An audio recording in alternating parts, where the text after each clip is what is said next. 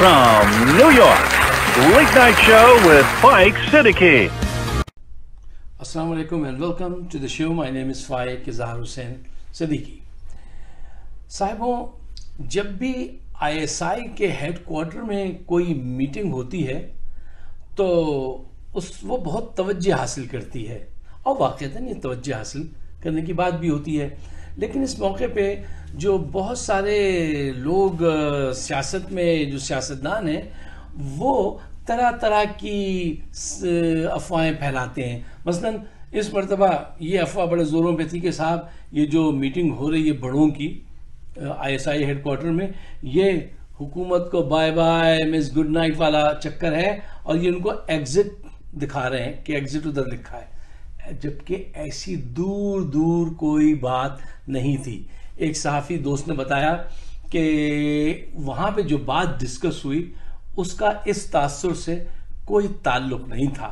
वहाँ क्या बात डिस्कस हुई, एक गैस वर्क है, एक साथी है उनका, वो ये कहते हैं कि पाकिस्तान ने इजराइल और फ़लस्तीन की जंग में जो नुमाया किरदार अदा किया है, तो इजराइल जो है वो चाहता है कि टर्की और पाकिस्तान को वो खौफजदा कर दे ताकि फ्यूचर में वो कोई ऐसा स्टेप ना ले, इतनी ज़्यादा हमदर्दी फ़लस्तीन के साथ ना दिखाएं।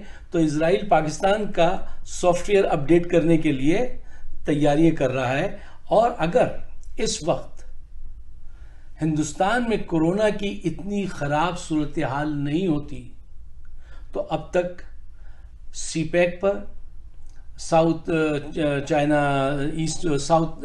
चाइना सी में आज़ाद कश्मीर में कहीं ना कहीं वो भारत को मजबूर कर देता कि भारत वहाँ पे कोई ना कोई एक्शन लेता, जो चीन को भी परेशान करता साउथ चाइना सी की वजह से और सीपैक की वजह से पाकिस्तान को परेशान करता। लेकिन इस वक्त सूरत हाल जो है वो हिंदुस्तान के पास इतनी ख़राब है हिंदुस्तान की कि वो उसके लिए मुमकिन नहीं है। अच्छा, जो लोग इसको इतनी बड़ी मीटिंग करार दे रहे हैं वो सही कह रहे हैं। क्यों, देखिए ना कि जब आपकी बहरी बर्री सारी अफवाज के कमांडर्स आ जाएं, चीफ आ जाएं और आपकी इस हुकूमत के सारे लोग आ जाएं तो यकीनन कोई अहम बात होती है, वरना सब एक साथ नहीं जमा होते हैं। और अगर हुकूमत गिरानी मंजूर हो तो इतने सारे लोगों को नहीं जमा किया जाता।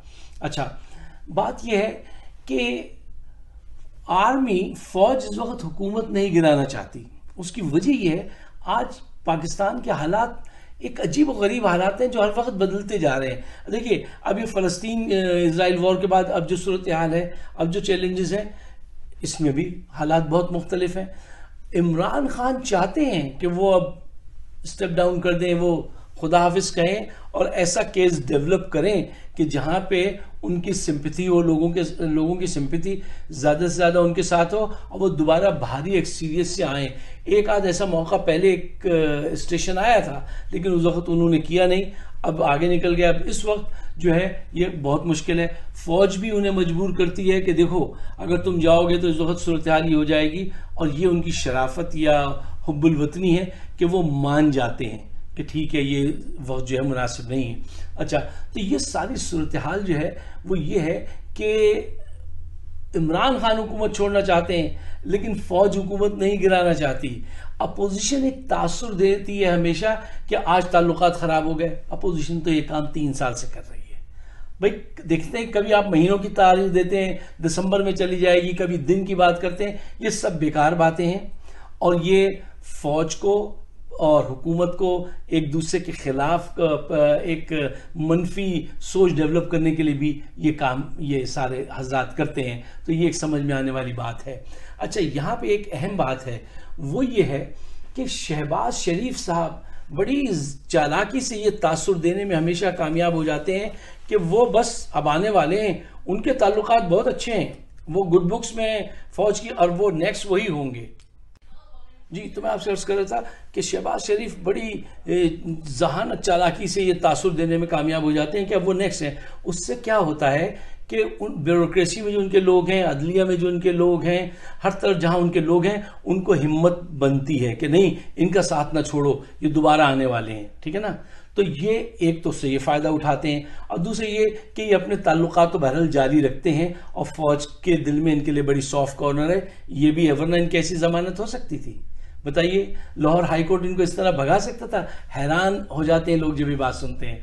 अच्छा देखिए, एक इस पहलू से इस बात को सोचिए कि अगर खुदा न खास्ता नून लीग को हुकूमत दी गई तो अवाम की तरफ से इतना शदीद रद्द अमल आएगा जिसका तसव्वुर फौजी इदारे अभी नहीं कर सकते। बहुत बुरा और बहुत बड़ा रद्द अमल आएगा। माँ सिवा उनके जो जिनके पेट सिले हुए इनके साथ, जो इनके साथ शरीक जुर्म रहे हैं 30 साल तक लूट मार करने के, उनके अलावा आम पब्लिक देखिए जो है ना वो बहुत नाराज है। एक अदलिया और नून लीग, इनसे वो बहुत नाराज है। अच्छा, अब इस वक्त सूरत हाल ये है कि पीटीआई ने कोई ऐसे बड़े काम नहीं किए हैं कि वो ये क्लेम कर सकें कि हमने ये प्रोजेक्ट कंप्लीट किए। क्यों? दयानतदारी की बात यह है कि उनके चारों तरफ माफियाज रहे हैं और उनको इतना परेशान किया है उस आदमी को जिसका नाम इमरान खान है कि वो कोई काम कर ही नहीं, कोई भी आदमी काम नहीं कर सकता जिस चेयर पे वो बैठा हो और चारों तरफ से उसके पाए जो है कभी ये खींचता है कभी वो खींचता है, वो हर वक्त हुकूमत ही बचाने के चक्कर में रह जाता है। ये अदलिया उससे तावन नहीं करती, ठीक है ना, फौज उस पर अपना प्रेशर करती है कि ये बड़ा बिजनेसमैन है इसको छोड़ दो। हर तरफ से mafia, sugar mafia, land mafia, हर तरफ से वो जो है वो काम, कोई बड़े काम नहीं कर पाए। लेकिन आवाम को ये खबर है कि हाँ ये मजबूर रहे हैं, ये बड़े काम नहीं कर पाए हैं। लेकिन देखिए इलेक्शन, अब चाहे आप कुछ कहीं से भी काउंट कर लीजिए, कल हो या दो साल रह गए, इलेक्शन तो होने हैं। अब इस वक्त जो पार्टी सबसे ज्यादा कंपोज नजर आती है इन हालात में वो है पाकिस्तान पीपल्स पार्टी। अच्छा, पाकिस्तान पीपल्स पार्टी अंडरडॉग भी साबित हो सकती है अगर वो थोड़ा जहानत से काम ले।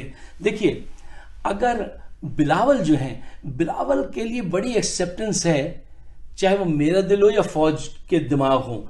मेरे दिल में तो शुरू से उसके लिए एक सॉफ्ट कॉर्नर है। उसके बहुत सारे रीजन मैं पहले भी आपको गिनवा चुका हूं। अच्छा, क्यों? उसने अपनी लाइन बना ली है। वो जो आईजी को हुआ था, और जब चीफ ने इनको फोन किया कि बच्चे इसको जरा सॉल्व करो और इसको, वरना बात आगे नहीं बढ़ने दो, इससे वफाक को खतरा होता है, वो तो उसने बात मानी। उसकी लाइन अच्छी है, वो मुनासिब लड़का है वो।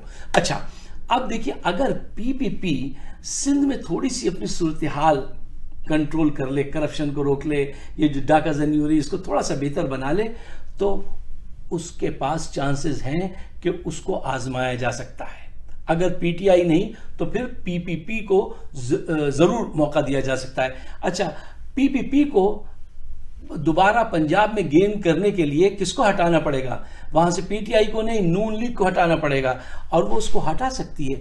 क्यों? देखिए, प्रूफ सामने आ गए। मसलन अगर उनका मीडिया सेल, अगर उनका सोशल मीडिया और मीडिया सेल 2-3 बड़े स्लोगन, बड़ी फिलॉसफी पे मुसलसल काम करे, पहले तो ये कि अपनी सिंध की सूरत हाल बेहतर बनाएं, उसके बाद उनका मीडिया अगर ये डिजाइन करे इस अंदाज से कि देखिए, अगर पंजाब के लोगों से कहे देखो, अगर आपको चॉइस दी जाए नून लीग और पीपीपी में, जब नून लीग जो है उसका नारा है पाकिस्तान न खपे, पीपीपी का खराब हालात में भी ये नारा है कि पाकिस्तान खपे। पीपीपी के लीडर, करप्शन के इल्जामात इन पे भी हैं उन पे भी हैं।